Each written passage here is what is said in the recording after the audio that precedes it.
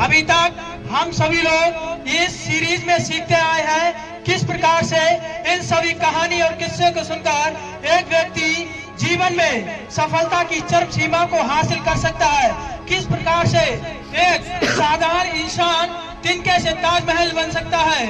अब आज हम जानने वाले हैं किसी भी चीज को, किसी भी फील्ड को, किसी भी टारगेट को या किसी भी लक्ष्य को अचीव करने के लिए, प्राप्त करने के लिए या यूं कह सकते हैं उसे हासिल करने के लिए हमें किन किन चीजों की आवश्यकता पड़ती है। इन सभी पहलुओं पर हम चर्चा करेंगे।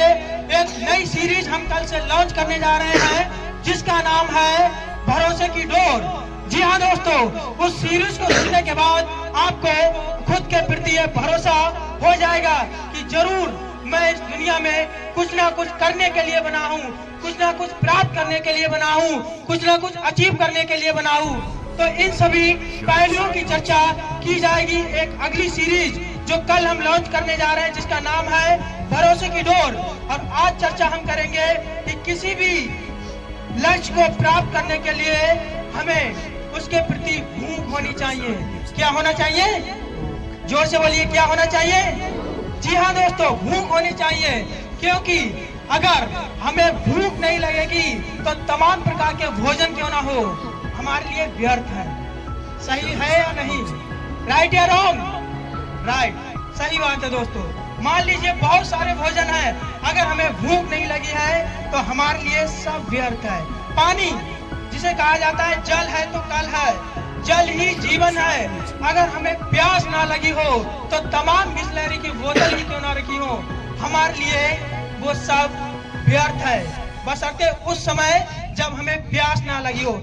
इसकी शुरुआत मैं छोटी सी कहानी से करना चाहूंगा।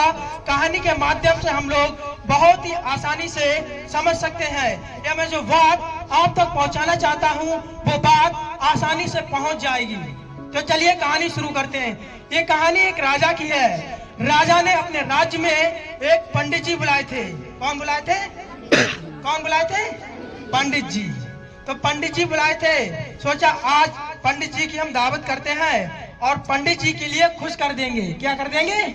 खुश कर देंगे। और राजा का राज्य भी बहुत अच्छा चल रहा था और राज्य अभिषेक हो चुका था। सोचा अब फाइनल स्वागत के लिए पंडित जी को बुलाया जाए, उसके बाद क्या क्या डिसीजन लेना है, किस प्रकार से जनता को नई नई योजनाएं दें जिससे आने वाले समय में हम पुनः राजा बन सकें। भाई पंडित जी बुलाए गए, तमाम प्रकार के भोजन सामने रखे, कह सकते हैं 36 व्यंजन, 56 पकवान थे। कितने पकवान थे? 56 पकवान थे, सब रख दिए गए। राजा को बुलाया, राजा ये सब कुछ तैयार है। जो उनके सैनिक थे कहा सही तैयार है, अब पंडित जी के लिए बुलाओ। पंडित जी आए, एक सुंदर सा बिस्तर, सुंदर सी गद्दी पर बिठाए गए। भाई पंडित जी से कहा गया कि पंडित जी ये सब कुछ आपके लिए ही तैयार किया गया है, अब आप इसका शुरुआत करें और जिसके बाद हम लोग भी हल्के हल्के खाना शुरू करें।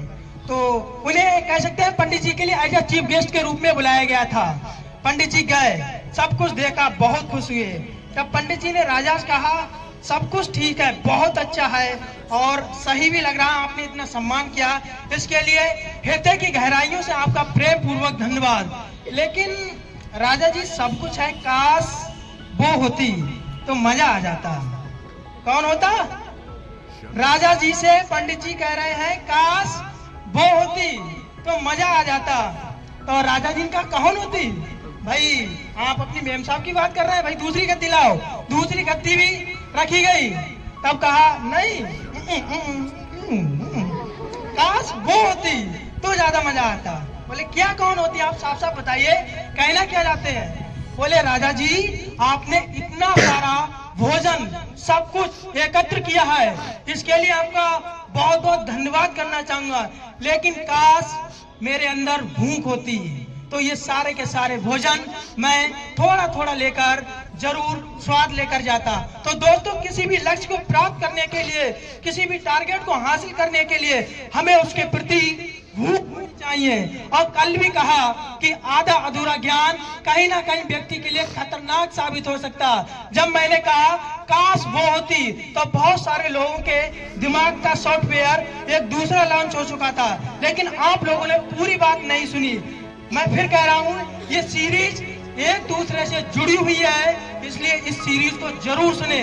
कल जो सीरीज हम लॉन्च करने जा रहे हैं, जिसका नाम है भरोसे की डोर, वो बातें उसमें बताई जाएंगी जो आज तक मैंने किसी भी स्टेज पर, किसी भी यूट्यूब वीडियो पर, किसी भी लाइव टेलीकास्ट में नहीं बताई है। अगर आपने उस सीरीज का एक भी एपिसोड छोड़ा तो कहीं ना कहीं आपने बौद्धिक विकास से नाता तोड़ा। आज के लिए इतना ही, धन्यवाद दोस्तों।